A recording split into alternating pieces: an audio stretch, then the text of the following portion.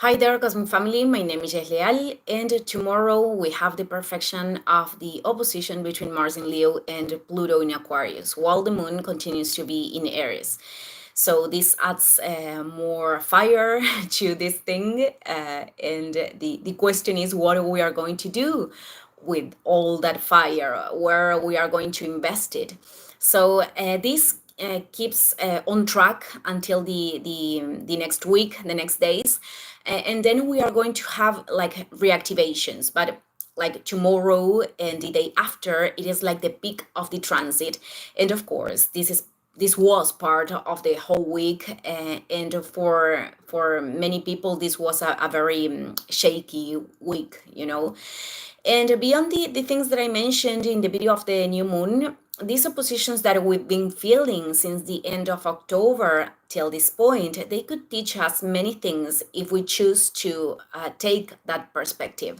For example, not trying to force that other person change its perspective or can understand our perspective and respect it, because I'm in situations where this is not taking us anywhere.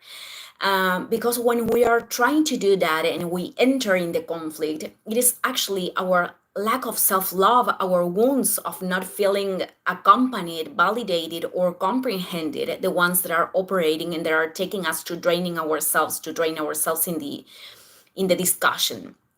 So also these oppositions could be like seeing the manipulations, the judgments, the I don't know the word for this, but well, yeah, this kind of attitudes of other people when they are invoking in us this will of reacting as an opportunity to observe and re-equilibrate something that is being shown through those experiences, although it is not comfortable at all. And with this, I am not referring to, take away the responsibility of others, but we just have we just have the power of choosing how we are going to respond or act, and not how others are going to do so. And this power, we can only use it when we are conscious and present.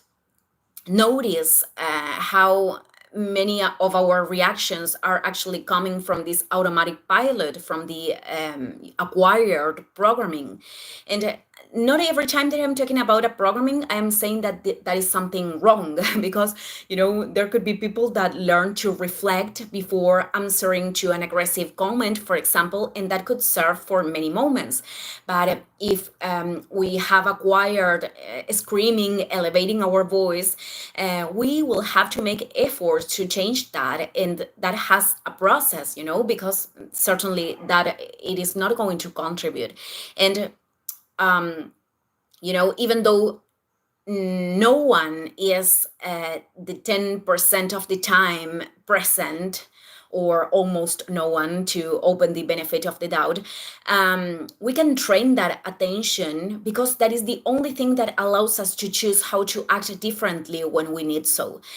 Other thing that we could learn of these tensions, it is that those things that we could see as the as the opposite force in the external, or the experience that is causing us stress or frustration, that probably we cannot control with a direct force. I am referring to force that thing to change, and it is also not good to let ourselves to suffer because the situation is not changing. Well, that thing, it is actually what is pushing us to move in a different direction, to take another decision, to make another plan of action. And with the presence of Pluto in Aquarius, that leads us to think out of the box, out of what the things that we always do, or what is known for us. Also, Pluto, it is about being bringing to light those patterns that lead us to the stagnation, or that are feeding the fears that are paralyzing us.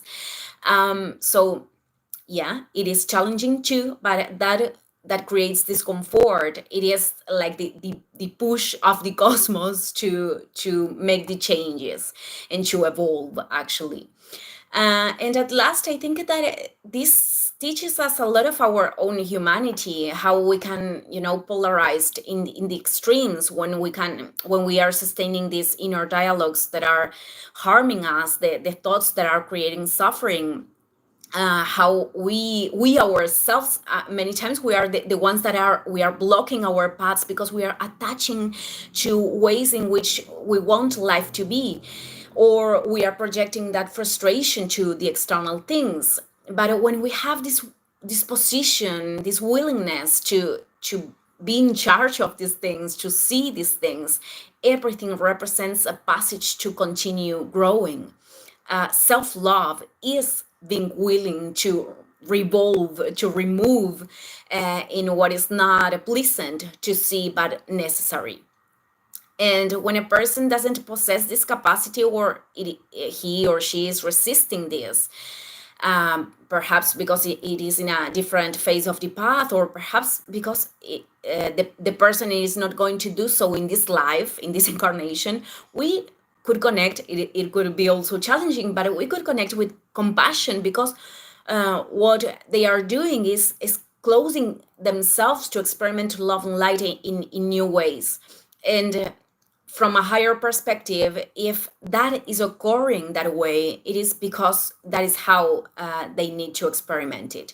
So humbleness is not only to look at our own things, it is also to respect that process. And I think that learning of both things are challenging again, but it has its results, and basically that is connecting us each time with our inner strength, with the certainty that we can learn about anything. And this doesn't mean that we are not going to feel fear or uncertainty, nevermore, but it does mean that we can learn to navigate through them.